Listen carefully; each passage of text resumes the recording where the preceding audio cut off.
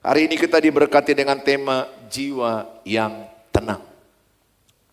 Jiwa yang tenang di masa krisis, jiwa yang tenang di masa sulit, jiwa yang tenang di masa genting hidupmu. Tetap tenang, karena engkau bersama Tuhan Yesus. Kalau ada Tuhan Yesus, belajar tenang. Dalam tinggal tenang, itu kekuatan. Jangan gumarapus. Do you know what is gumarapus? ya maksudnya jangan jadi gugup, jangan jadi bingung. Kita mau tenang. Mazmur 62 ayat 1 sampai ayat yang ke-13. Saya ajak kita sama-sama membaca dengan kuat. 1, 2, ya.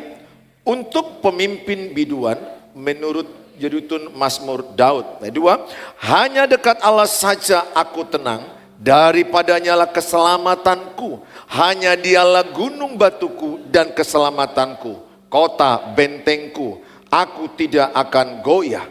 Berapa lamakah kamu hendak menyerbu seseorang, hendak meremukkan dia, hai kamu sekalian, seperti terhadap dinding yang miring, terhadap tembok yang hendak roboh? Mereka hanya bermaksud menghempaskan dia dari kedudukannya yang tinggi. Mereka suka kepada dusta, dengan mulutnya mereka memberkati, tetapi dalam hatinya mereka mengutuki. Hanya pada Allah saja kiranya aku tenang, sebab daripadanya lah harapanku. Terus, hanya dialah gunung batuku dan keselamatanku, kota bentengku, aku tidak akan goyah. Terus, pada Allah ada keselamatanku dan kemuliaanku, gunung batu kekuatanku, tempat perlindunganku ialah Allah. Percayalah kepadanya setiap waktu. Hai umat, curahkanlah isi hatimu di hadapannya. Allah ialah tempat perlindungan kita. Hanya angin saja orang-orang yang hina, suatu dusta saja orang-orang yang mulia. Pada neraca mereka naik ke atas, mereka sekalian lebih ringan daripada angin. Janganlah percaya kepada pemerasan, janganlah menaruh harap yang sia-sia kepada perampasan. Apabila harta makin bertambah, janganlah hatimu melekat padanya. Satu kali Allah berfirman, dua hal yang aku dengar, bahwa kuasa dari Allah asalnya, dan daripadamu juga kasih setia, ya Tuhan. Sebab engkau membalas setiap orang menurut perbuatannya. Saudara yang saya kasihi, bagaimanakah jiwa kita dapat tenang? Yang pertama, karena menjadikan Yesus atau Allah juru selamatku. Mazmur 62 ayat 2 dan 3. Hanya dekat Allah saja aku tenang, daripadanya lah keselamatanku. Hanya dialah gunung batuku dan keselamatanku, kota bentengku. Gunung batu itu melambangkan Tuhan, kekuatanku, kata Daud. Kota bentengku itu melambangkan pertahanan, perlindungan. Itulah kota benteng. Jadikan Tuhan kota bentengmu, jadikan Tuhan gunung batumu, menjadi kekuatan, menjadi pertahanan.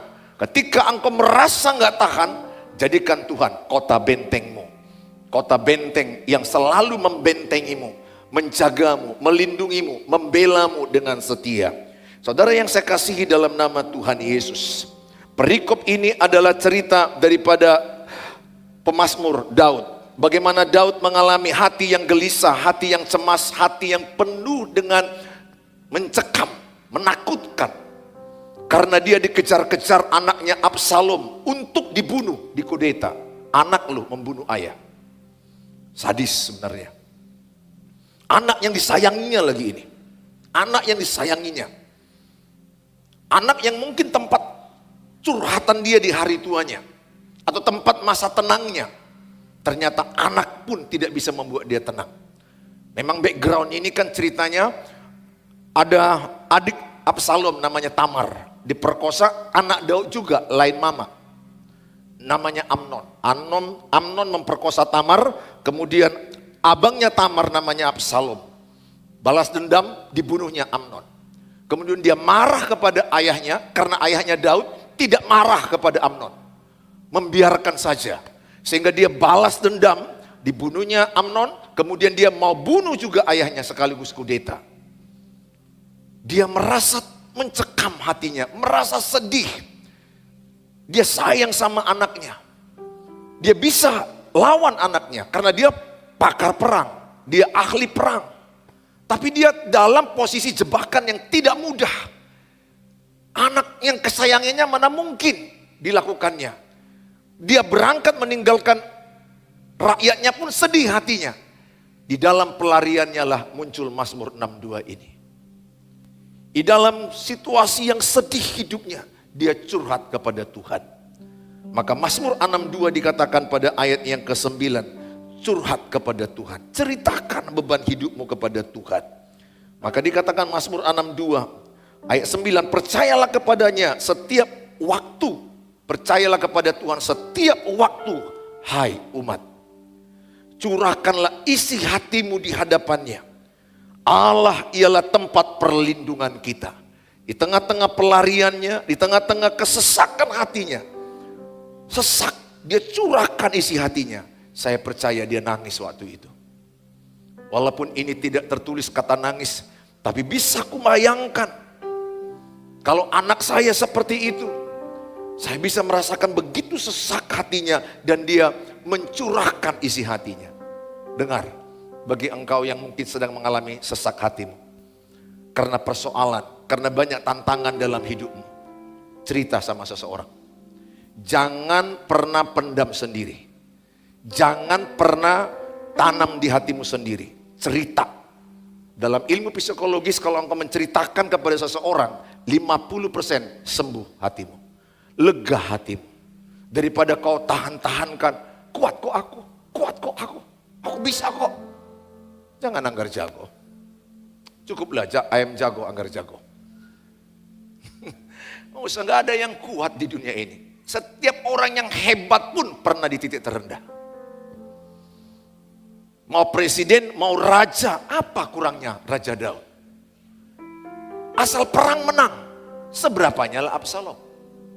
Ini kan konflik interest yang tidak mudah dia menyelesaikannya.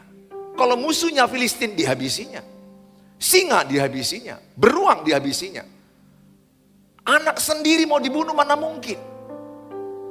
Banyak orang mengalami konflik interest dalam hidup ini. Beberapa hari yang lalu saya melihat sosial media. Ada sosial media yang sangat membuat saya menangis karena saya mengulang-ulanginya dari TikTok. Ini kisah nyata. Kemudian seorang ayah yang sudah stroke, di kursi roda, 3 anak-anaknya udah menikah, kemudian datanglah dinas panti sosial, panti jompo dari pemerintah. It's okay, very good. Panti jompo, panti sosial bagus, nggak ada salah dengan masalah itu. Tetapi yang paling sedih dari bapak ini adalah ketika dia mau diambil dari rumahnya, rakyat banyak datang, tetangga-tetangganya, kemudian divideokan. Ternyata videonya dipiralkan, kemudian dari panitia panti jompo itu berkata, ibu, bapak, 1 bapak, 2 ibu. Sudah pasti ya, bapak ini tidak ada disesali kami bawa ke panti jompo. Oh enggak, kami sudah ikhlas, kami tulus. Ada apa-apa, kalau entah ada apa-apa, enggak kami disalahkan ya. Maksudnya kalau mati di panti jompo, kami enggak disalahkan ya. Dia bilang, enggak, dibawa. Bapak itu saya lihat, dia dalam stroke, ngomongnya gugup. Saya bisa bayangkan, dia pegang tangan anak perempuannya sambil nangis. Jangan.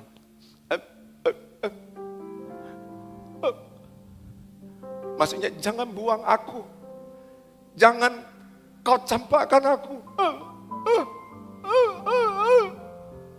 Ketika itu kulihat berulang kali saya nangis. 1 ibu bisa merawat 10 anak. 10 anak belum tentu merawat 1 ibu. Realita. Ibu itu bisa dibolah-bolahkan. Itu membuat saya nangis. Orang tua, besarkan anakmu dengan tulus. Jangan berharap dia merawat. Suatu waktu kau kecewa. Orang tua berpikir nanti anakku besar, nanti dialah yang merawat aku. Dialah yang akan mengasuh aku, memperhatikan aku. Anakmu bisa menyakiti hatimu. Ini realita, banyak yang sedih dalam dunia ini. Banyak yang membuat orang gelisah. Istri berpikir, wah aku kalau udah menikah, nanti aku punya suami yang menjaga aku, suami yang melindungi aku, suami yang membela aku, suami yang membawa aku ke rumah sakit ketika aku sakit. Dia membayangkan yang indah-indah. Memang semestinya itu dong, suami siaga, suami siap jemput antar jaga. Kan itu suami siaga, harusnya begitu. Ya saya begitu sama istri saya. Berkali-kali saya membatalkan pelayanan. Kalau ada istri saya sakit, anak-anak saya sakit, saya batalkan. Pelayanan bisa saya ganti, pendeta pengganti banyak, suami pengganti gak ada. Ayah pengganti tidak ada. Dan itu sudah saya buktikan karena saya lebih mengasihi dia daripada pelayanan. Lebih mengasihi anak-anak saya daripada pelayanan. Tapi tidak sedikit ibu-ibu, masa gadisnya dia ceria, masuk ke pernikahan, bonyok-bonyok. Masa gadisnya dia ceria-ceria, pokoknya paling ceria lah di gereja ini sama di mana-mana. Maha hadir dia, maha ceria. Masuk pernikahan, mukanya senyum.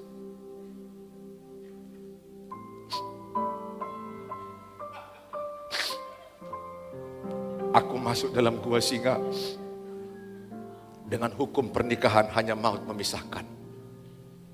Ya, ada loh istri yang berharap suaminya, cepatlah Tuhan kau panggil dia.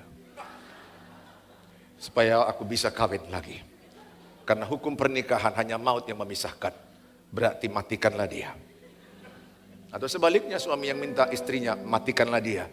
Karena ternyata aku masuk pada betina, masuk kepada beruang betina yang mengerikan. Wah, ternyata istriku pampir.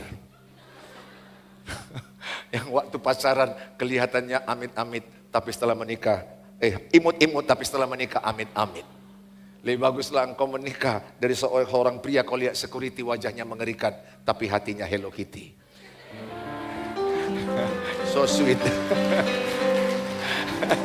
Saudara, banyak yang menyedihkan. Karena saya konselor keluarga, konselor pernikahan, banyak yang begitu mencekam hidup mereka, jiwa mereka. So that's why my children yang masih belum menikah, be careful.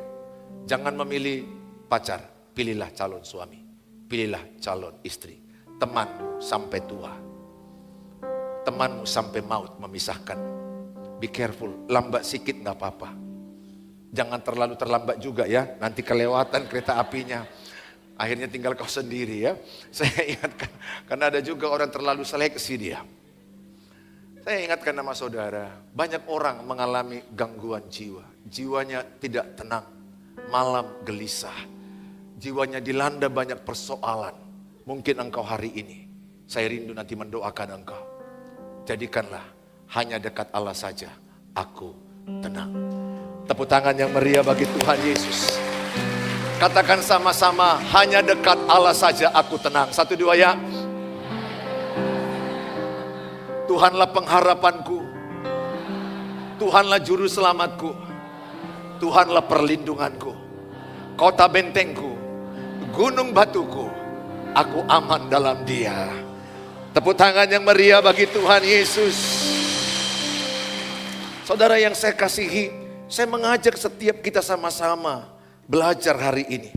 Bagaimana kita tenang di dalam Tuhan. Karena Allah adalah juru selamat kita.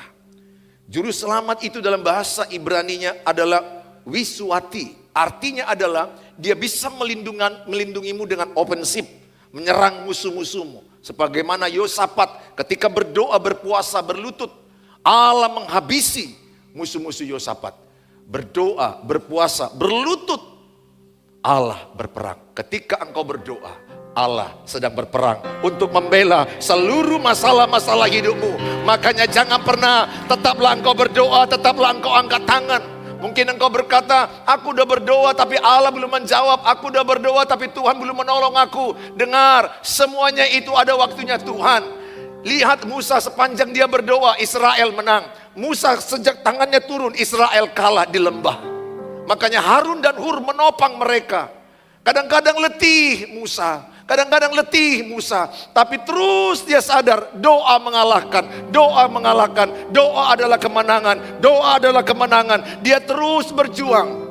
Dan dia memiliki support system, Harun dan Hur. Sehingga engkau tidak bisa sendiri menghadapi masalah. Selain Tuhan Yesus, engkau perlu keluarga rohani. Engkau perlu keluarga rohani. Engkau perlu keluarga fisik yang mendukungmu. Engkau perlu keluarga rohani yang mensupportmu. Aiker, kaum ibu, kaum bapak, pemuritan. Sehingga ketika engkau lemah ada yang menguatkanmu. Ketika engkau drop ada yang mengangkatmu. Makanya engkau penting dalam komunitas yang sehat. Jauhi pergaulan yang buruk yang membuat engkau lemah. Jauhi kata-kata yang beracun yang tidak suka dengan kemajuan. Keluar segera dari situ. Jangan pertahankan teman-teman toksik. Teman-teman yang beracun. Yang susah melihat engkau maju. Susah lihat engkau bahagia. Senang lihat engkau susah. Susah kalau kau senang. Engkau harus memilih teman.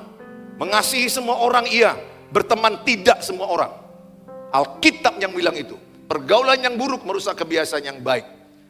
Jangan duduk dengan pencemooh. Berarti Tuhan jelas siapa circle-mu.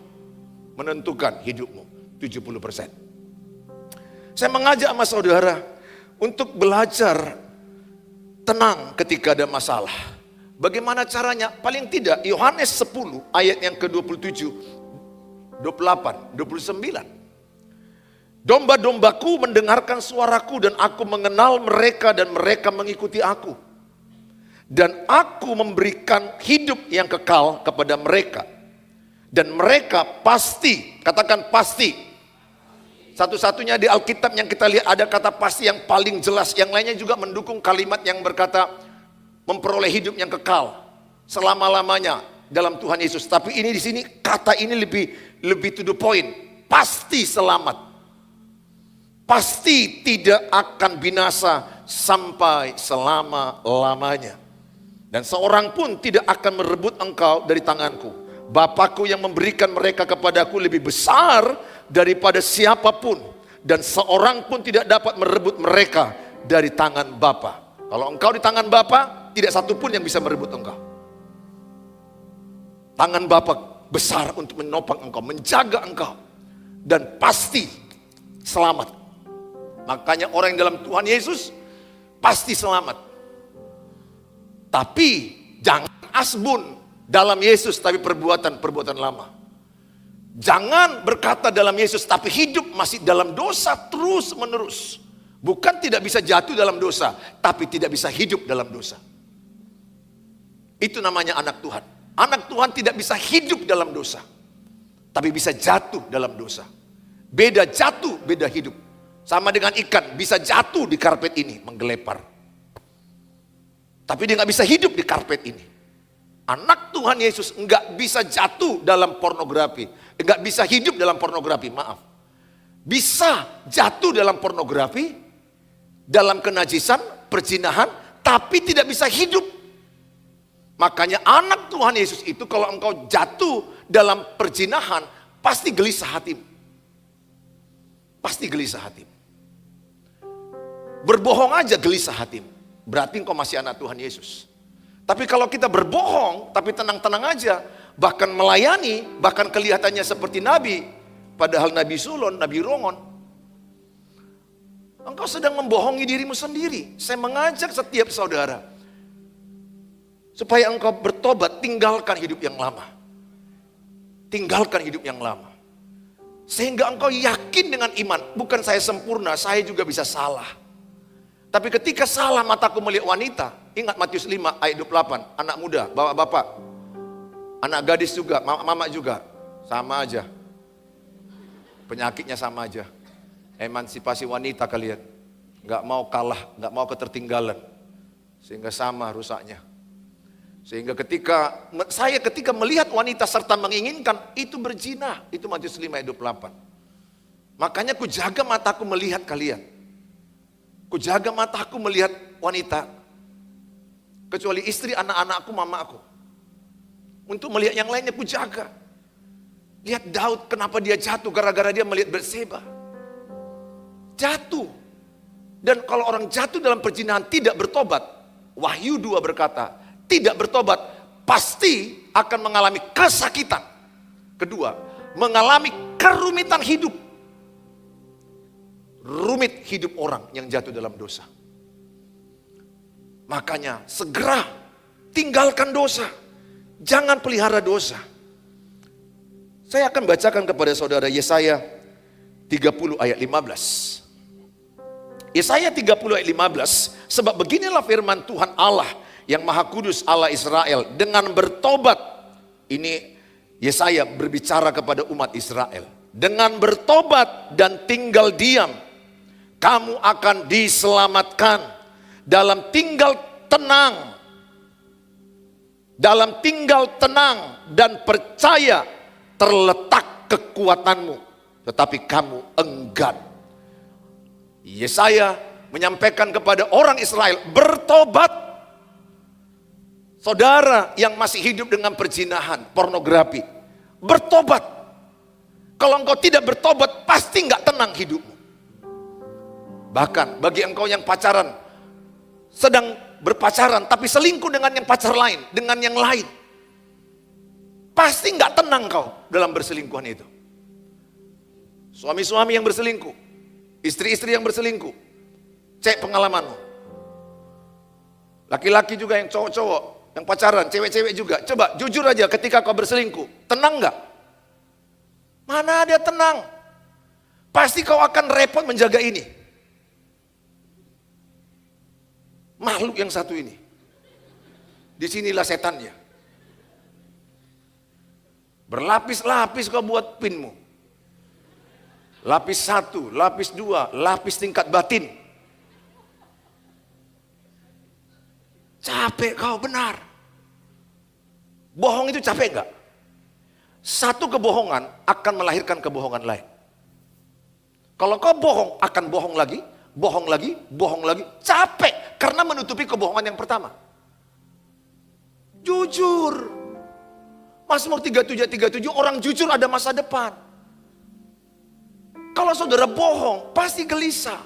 Makanya Nabi Yesaya berkata kepada orang Israel, bertobat, tinggalkan perzinahan, tinggalkan hal-hal berhala, tinggalkan sungut-sungut, tinggalkan hidup yang tidak benar. Pasti, kalau engkau bertobat dan engkau mau tinggal tenang, percaya kepada Tuhan, serahkan seluruh hidupmu kepada Tuhan, pasti itu jadi kemenangan dalam hidup saudara. Terakhir dalam hidup ini adalah the power of surrender. The power of surrender adalah kuasa berserah. Gak bisa kita seperti mau kita hidup ini. Gak bisa sepertinya mau yang seperti yang kupikirkan inilah maunya pernikahanku. Maunya seperti yang kupikirkan inilah suamiku. Datang suaminya, maunya seperti yang kupikirkan inilah istriku. Kok datang pula di luar pikiranku. Ingat ya, cari pasangan itu jangan cari yang cocok. Cari yang tidak cocok. Kalau engkau menemukan yang tidak cocok, maka ketidakcocokan itu saling melengkapi. Kalau kau cari yang cocok, udah kau suka terlambat, jumpa yang cocok. Sama-sama suka terlambat. Jam berapa kita pesawat berangkat? Jam 7 pagi. Sebentar lagi ya. Iya. Harus jumpa kau pasangan yang mengatakan cepat, cepat, siap gerak. Seperti istriku sama aku. Aku bersyukur jumpa istri seperti dia. Saya sangat bersyukur. Kadang-kadang memang dia marah. Cepat Pak, cepat. Kalau aku bawakan lambatku, kereta api udah sampai di sana. Kalau dia cepat. Itu membuat kita saling melengkapi. Saya melengkapi dia juga. Kalau ada orang baru dia bingung ngomong apa. Saya bisa melengkapi dia. Saya datang. Sehingga orang baru itu bisa ngomong dengan saya. Sama saya orang baru 5 menit pun seperti 5 tahun. Kalau istri saya jumpa orang baru ngomong dari mana, ngomong dari mana. Aduh ngomong apa ya, ngomong apa ya. Aku gak tahu ngomong apa. Jadi kalau aku gak ada, jangan pergi sinilah. Aku gak kenal ngomong apa. Aku makhluk ini ngomong apa aku. Yang ngomong aja, katakanlah bahwa bunga-bunga itu indah. Katakanlah masalah ini, cuaca dingin, banyak mau diomong. Karena dia bingung lihat saya, baru jumpa orang, Kok udah kenal lama kalian ya? Itulah kasih karunia. Kasih karuniaku perhata. Kasih karunianya perhobas. Jadi saling melengkapi. Jadi kalau engkau jumpa pasanganmu sekarang yang beda-beda, udahlah nikmati. Jangan kau suka dengan, wah gak cocok. Enggak. Pernikahan itu tidak ada yang cocok. Dicocok-cocokkan. Bilang sebelahnya, dicocok-cocokkan. Itu rumus pernikahan, cocokkan, paskan. Paskan aja. Pasnya itu. Pokoknya sudah diberkati, udah pas itu. Kalau kau bilang, ih gak sangka kok begini. Berubah kali kau, bukan berubah dia. Emang itu aslinya. Kau aja belum tahu. Nikmatilah pernikahan. Nikmatilah. Keparapat itu paling enak, belokannya itu. Naik gunung, naik atas. Ya itulah paling enak ke Lake Toba. Mana Lake Toba namanya? Rata terus. Pernikahan pun nikmatnya itu di belokan itu. Udah mau jatuh. Nah, apa? Ada kasih karunia Tuhan. Saya mengajak sama saudara, nikmati setiap hidupmu. Life is too short. Hidup ini singkat, nikmati. Sepahit apa hidupmu, telan. Dalam nama Yesus, nikmat. Karena Allah turut bekerja dalam segala perkara, mendatangkan kebaikan bagi orang yang mengasihi Dia. Pahit memang tablet pil, tapi itu obat bagimu. Sepahit apa hidupmu, itu obat bagimu. Kalau ada Tuhan Yesus, semua jadi manis. Lihat air di Marah. Orang Israel merepet-repet. Pahitnya Musa, pahitnya Musa, pahit. Tapi Allah membuat mujizat. Musa, ambil kayu sebelahmu. Celupkan di sumur air di Marah ini. Berubah jadi manis. Kalau ada Yesus di rumah tanggamu akan manis. Kalau ada Yesus dalam pernikahanmu, pernikahanmu pasti manis. Kalau ada Yesus dalam hidupmu, hidupmu pasti manis. Oleh karena itu, pastikan Yesus juru selamatmu. Saya mengajak sama saudara baca 1 Petrus 4 ayat 7. Jadi jelas Yesaya menyampaikan kepada orang-orang Israel, bertobat, tinggal diam, percaya, tenang. Jadi ada kalanya kita hanya tinggal percaya, berserah. I do my best, let God do the rest. Aku udah lakukan sebisaku Tuhan. Selebihnya aku serahkan padamu. Engkau tidak bisa mengubah suamimu, engkau tidak bisa mengubah mertuamu, engkau tidak bisa mengubah istrimu, engkau tidak bisa mengubah orang lain. Tidak pernah Tuhan menyuruh kita mengubah orang lain. Tuhan menyuruh kita ubah dirimu sendiri. Makanya saya tidak mau mengubah istri saya. Saya tidak mau mengubah anak-anak saya. Kalau saya mengubah dia, kami berantem. Tuhan gak pernah suruh saya mengubah siapapun. Tapi Tuhan suruh saya, ubah dirimu. Maka doa saya dalam pernikahan, dalam keluarga. Ubah saya Tuhan. Supaya lewat perubahan saya, istriku dimenangkan, anak-anakku dimenangkan, keluargaku dimenangkan. Pusat perubahan ada pada saya, bukan pada orang lain. Sepanjang engkau masih menuntut, sepanjang itu pertengkaran dalam hidupmu. Berhenti menuntut. Tuhan gak suruh kita menuntut. Tapi Tuhan suruh kita mengasihi, menerima orang lain apa adanya. Kasih itu akan mengubah dia. 1 Petrus 4 ayat 7. Kesudahan segala sesuatu sudah dekat. Karena itu kuasailah dirimu. Jadilah tenang. Supaya kamu dapat berdoa. Jadi ketika ada masalah, kuasai dirimu. Jangan cepat-cepat ngomong. Lagi marah jangan ambil keputusan. Lagi marah jangan cepat ngomong. Amsal katakan orang bijak itu menunda marahnya, menunda kata-katanya. Orang bodoh itu meledakkan amarahnya. Dirimu yang mana? Bijak atau bodoh? Kalau dirimu langsung meledakkan, bodoh. Tahan dulu. Jangan langsung ngomong. Bahkan kalau engkau mau ngomong, doa dulu. Apalagi saat marah. Saat kau marah, Kau bisa ngomong sama pasanganmu, kalau begini putus kita, cerai kita, nyesal aku lihat kau. Itu keputusan yang salah saat marah. Karena saat marah setan menguasaimu. Kata-katamu tidak terkendali. Kata-katamu bisa tidak kau kuasai lagi. Makanya saat orang marah, jangan dengar. Mana tahu di sini ada pernah orang marah samamu, entah apa dibilang dia, ingatlah kau baik.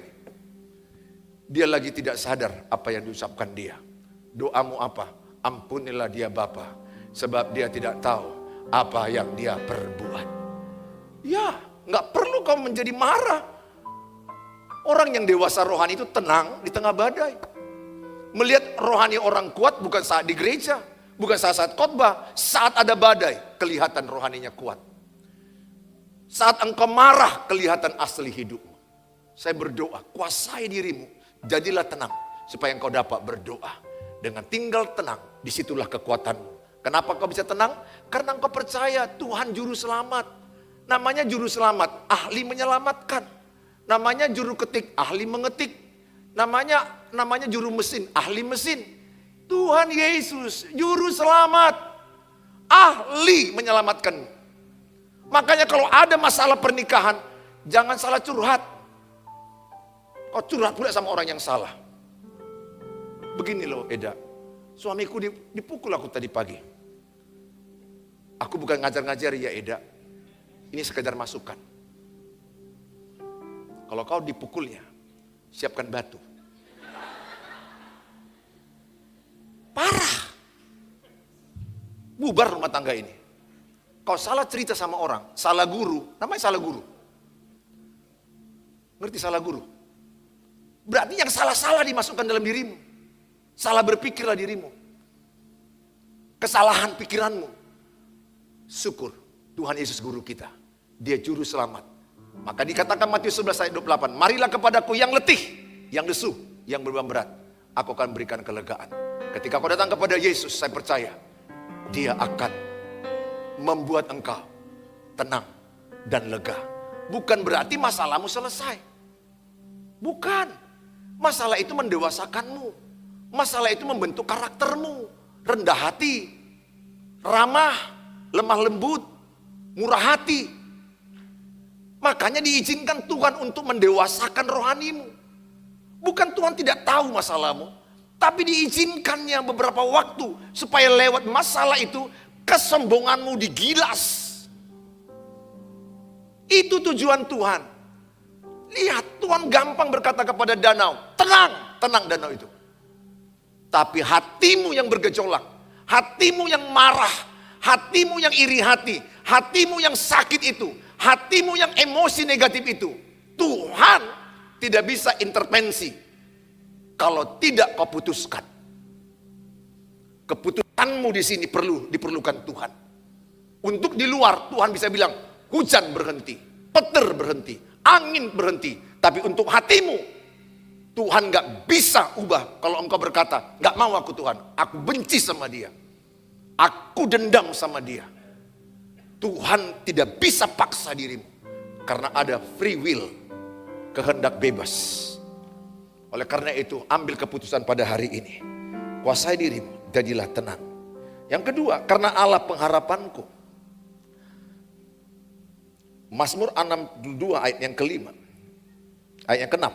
Hanya pada Allah saja kiranya aku tenang, sebab daripadanya lah harapanku. Allah adalah harapan kita. Ibrani 6 ayat yang ke-19. Pengharapan itu adalah sau yang kuat dan aman bagi jiwa kita, yang telah dilabuhkan sampai ke belakang tabir. Saudara pernah lihat di Pelabuhan Belawan atau Tanjung Priok atau di Gunung Sitoli, ada pelabuhan, ada kapal yang berlayar. Maka ketika dia tiba di situ berlabuh, dia turunkan jangkar, sauh. Itulah menjadi penguat dia ketika ada nanti angin, kapalnya nggak pergi, tetap dia ada di situ. Secara kekuatannya tentunya. Maka orang yang punya pengharapan, dia akan kuat dibandingkan orang yang tidak punya pengharapan.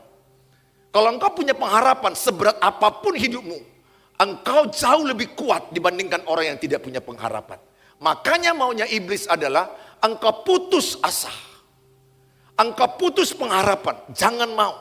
Iblis datang mencuri, membunuh, membinasakan, mencuri harapanmu, mencuri imanmu, mencuri damaimu, mencuri sukacitamu. Jangan kasih. Jaga pengharapan, iman, kasih. 1 Korintus 13 jelas dikatakan. 3 hal ini gak boleh hilang dalam hidupmu. Imanmu jangan hilang, pengharapanmu jangan hilang, kasihmu jangan hilang. Apapun terjadi, jaga, keep. Aku tetap beriman kepada Tuhan, aku tetap berharap pada Tuhan, dan aku tetap memiliki kasih Tuhan.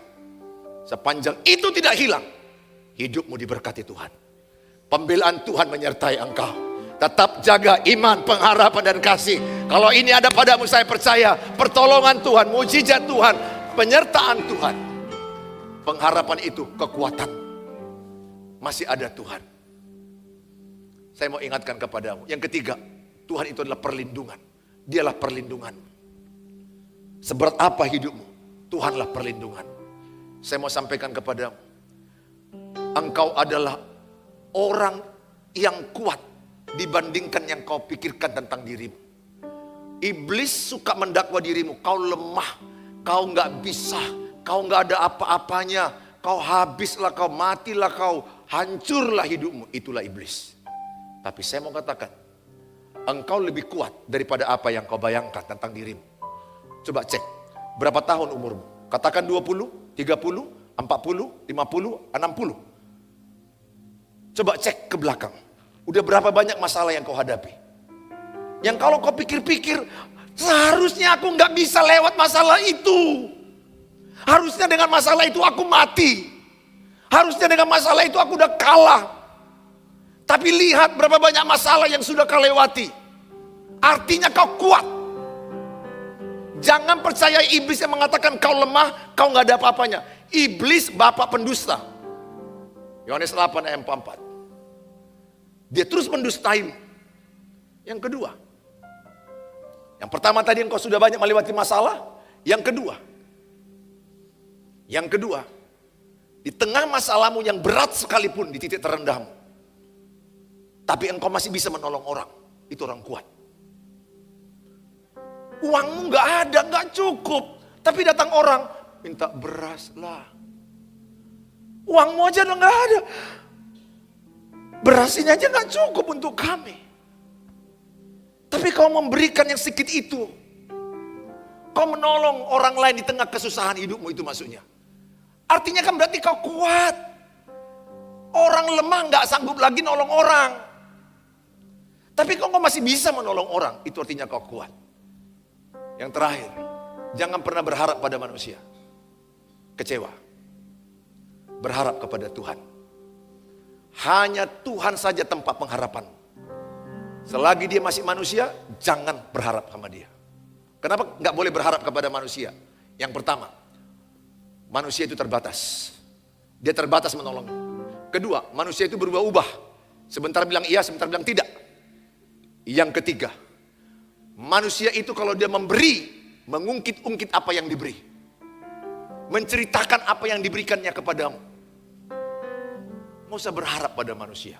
Kalau engkau berharap pada manusia, pasti kecewa. Malam ini, beberapa di antaramu kecewa karena engkau berharap pada manusia. Pulanglah dari ibadah ini. Jangan pernah berharap pada manusia. Berharap saja hanya kepada Tuhan.